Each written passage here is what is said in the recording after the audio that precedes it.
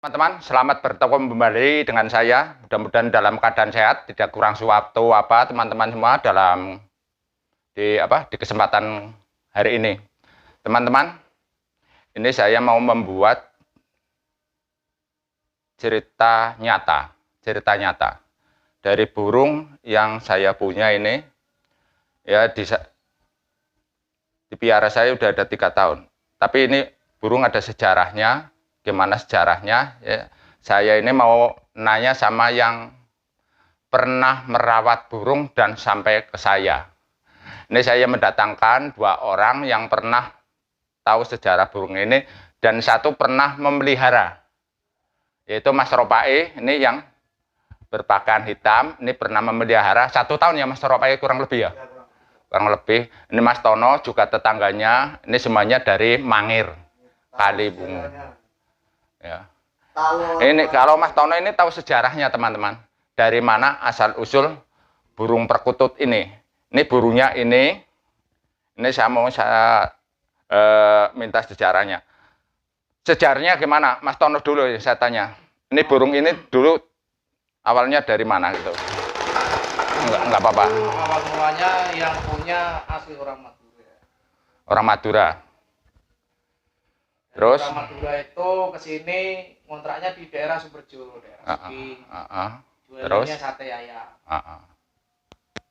Burung itu udah saya tawar 200, burungnya aja nggak boleh, mintanya ditukar sama burung yang ada jambulnya. Oh begitu ya. Terus asal mula burung ini? Asal mula burung itu dari sana. Dari Madura. Oh dari Madura. Asli. Nah, ya. Yang bawa asli orang situ.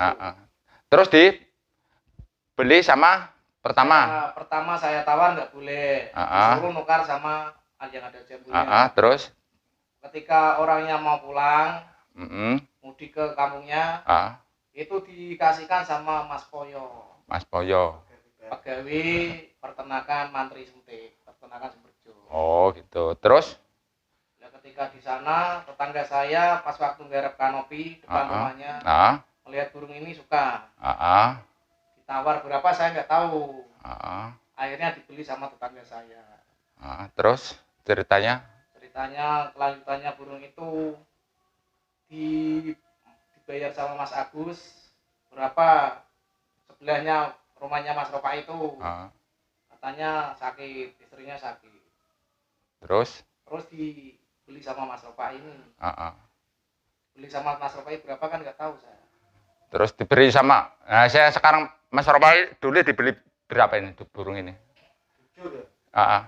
Itu mintanya emangnya 200. Saya beli 150.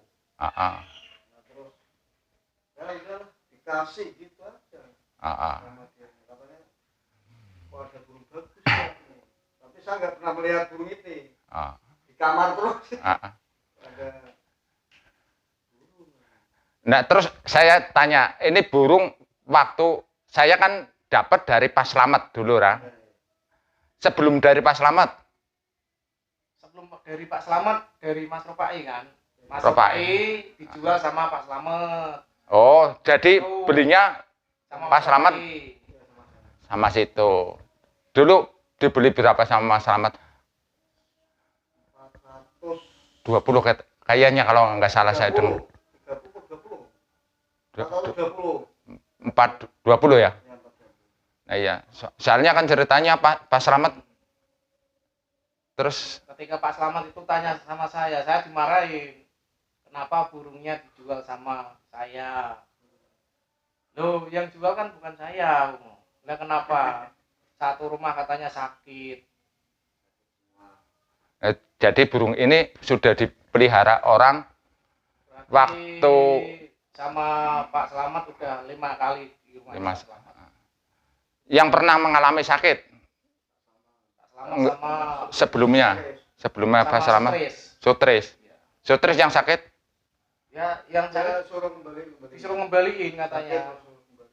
Oh, nah katanya yang istrinya yang sakit itu Sutris. Oh, itu Mas Agus. Berarti pernah dipiara Mas Agus juga? Iya. Cuman sebentar tapi dibeli Mas Ropai, tapi katanya nggak ada apa-apa. Setahun di rumahnya Mas. Tapi kalau Mas Agus aku nggak ya.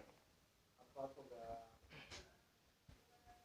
kayaknya sakit atau enggak, aku nggak tahu sih. Katanya sakit. Kan nggak gara-gara burungnya nggak tahu aku. Nah, soalnya kalau Pak Slamet sendiri saya tahu lah. Soalnya saya tahu Pak Slamet itu waktu itu sakit dan saya pas main di tempatnya Pak Slamet, saya tanya, kok sakit Pak Slamet? Ini gara-gara burung yang saya beli dari tempatnya Mas Ropai, saya bilang. Nah, terus sama saya Pak Slametnya bilang, udah no, ayo no, ini burung bawa saja. Nah, saya bilang, lah maharnya dulu berapa? Itu dulu maharnya 420. Lah saya nggak punya duit, saya bilang itu. Terus terang ya, saya nggak punya duit, maharnya udah tinggi sekali. Jadi sama saya bingung juga waktu itu. Ini Pak Slamet sakit, memang sakit itu udah seminggu lebih. Waktu itu udah seminggu lebih dia sakit. Terus ternyata burung itu waktu siang saya bawa.